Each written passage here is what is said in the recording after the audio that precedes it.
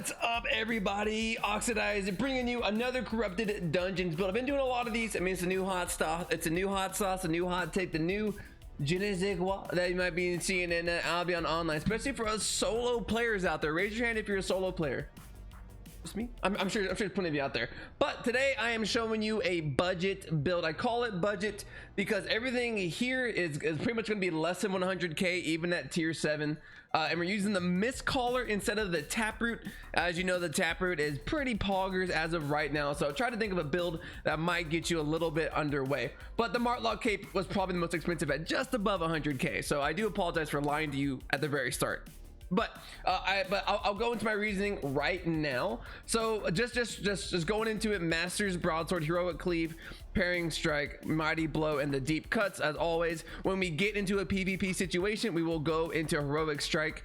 The only situation I don't like Parrying Strike is versus the Daybreaker. Then something like Interrupt or even Iron Will is pretty good. That's a little bit. It's a weird matchup. I will say that much. Guardian Helmet for the emergency heal and toughness. Mage Robe for the purging shield and aggression. Guardian boots are huge. I was actually going leather boots with refreshing sprint, but black hands are a meta. Giant boots help against black hands, so that's why we are using them.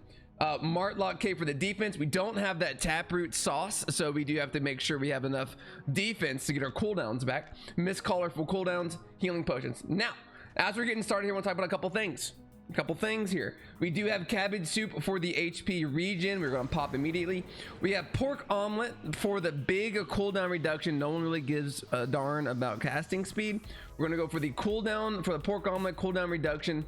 And then for all you big spenders out there, you want to try this build with a little bit more sauce behind, a little bit more pizzazz, a little bit more Gordon Ramsay in it. You want to do the Deadwater Eel Stew. It gives you damage and cooldown reduction, but I want to show you what we can do with only the pork omelet with the cooldown reduction. If we get a win with it, you know, I'll show you what it can do with the Deadwater Eel Stew. That has you a little bit of something. For all the ones who are new to this, all the ones who don't know who I am, I'm Oxydize, and what we're doing is pretty much what I said. I'm showing you this build. What I like to do is give you the first 5 minutes or so, showing you some of the PvE aspects of this, and then getting in a couple of PvP matches. Win or lose, I show you what I do in the recording session, because that's what real life is.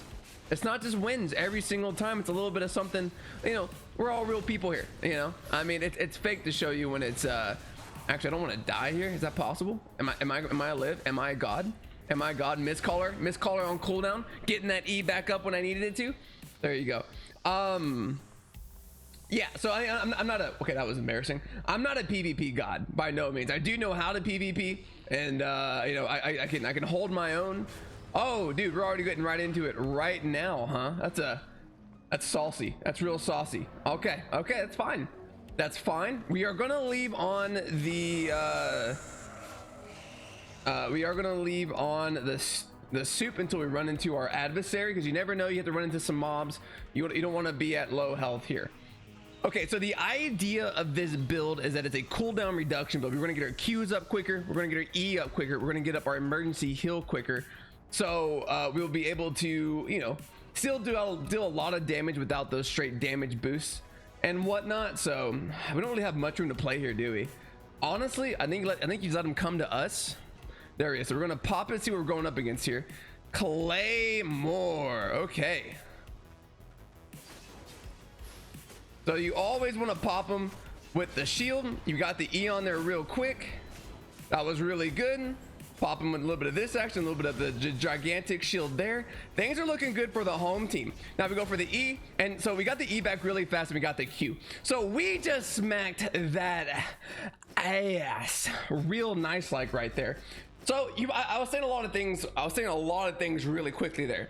Anytime you go against a sword, Claymore, Broadsword, you pretty much want to pop that purging shield pretty quickly, because they're going to start building up heroic strikes with or heroic charges with heroic strikes, and you want to make sure you don't let them get their feet off the ground. You want to make sure you keep them below dirt, a little bit of whale poo for you.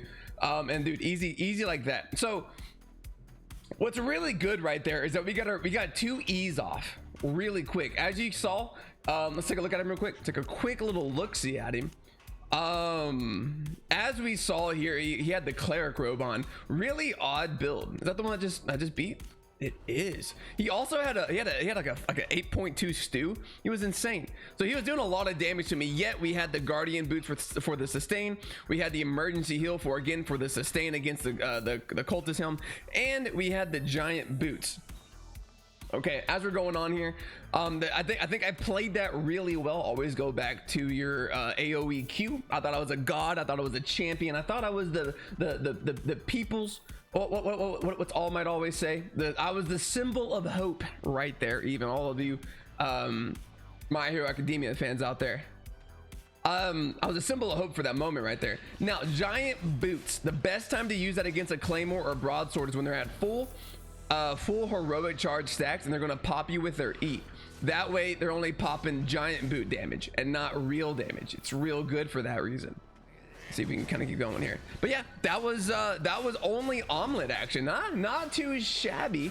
I think the next time I'm gonna show and so to me that was pure budget build right there. Just straight up. You saw the damage we could do. You saw the sustain still. Martlock cape came in real clutch right there. You could use a Thetford cape. Let me throw that out there. Thetford cape could work with this build because you do get the extra damage off, but we're not really built for. We're not built due to not using stew or taproot. We're not built for sustain, and we're not built for burst. We're built for more of that. It's a different kind of burst, right? You're more focused on your abilities than you are just straight up damage, which is fine. But you want to complement that with having extra defense. Martlock cape giving you extra defense in the last little bit of health there. Healing potions, and then giant boots for that extra defense because we don't have the taproot. If I had taproot, I'd probably be rocking refreshing sprint instead. All right, so that's enough about that. Let's get into a battle where I use the Deadwater Eel stew. Huh? Yeah? Does that sound pretty good to you? I think it sounds pretty good to me, honestly. Oh no! So big tip, boys. Big tip, biggest tip in the world, and I'm not just talking about myself. You know what I mean?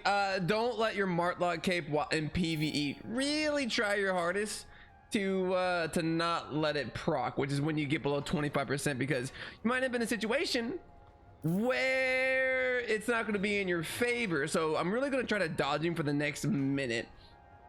And maybe just play around. There he is. Okay, I'm also trying to get my health back. I did eat the Deadwater Eel stew, but I do have that going for me as well. We are gonna run away because we don't want to fight him at like even some health off. We do want to see what he's like though. What do we got here? Oh, it's a bow, huh? Interesting. This might be a little bit more difficult. All right, we're going in. Okay, that's fine. I don't know what I want to do here. This is tough. There we go. I kind of got the gap. All right, well, okay. All right, so this guy's sweaty. Mask off. What a sweaty lord. What a very sweaty lord. He got me. I'm a little bit perturbed that got me. Oh, dude, he's real sweaty too. There we go.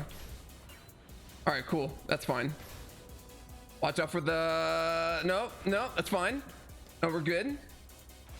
All right, well, you know, like, okay, look, that was the sweatiest man I've ever seen. So let me take a look at him real quick. 1081, Elder's Warbow, tier 8 Guardian helmet, Thetford cape, robe of purity, sandals of purity, Deadwater Eel stew. Come on, this guy wasn't gonna lose for the life of him. And I'm over here like, I'm budget build, but you know, budget build. I'm coming in spicy. I'm coming in hot.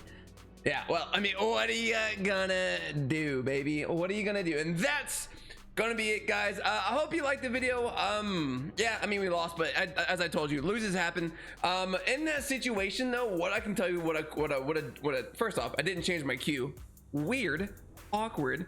Why? Secondarily, if you put Guardian boots on run instead of Gigantify in the beginning, that works out a little bit better in your favor. But he was full build to run away, so that's just tough to begin with. And like, I was in the situation, you know, that I really couldn't have Yeah, no, it was tough. It was tough. I'm just saying. So, but anyway, guys, I'm Oxydize. Like, comment, subscribe to the video. Let me know if there's any other builds you might want to try to see. I tried doing things like bear paws already. It's like off camera, on stream. It's a little bit tough. It's a little bit of an awkward build to make, but hey, maybe we can try them out, and I'll see you guys next time.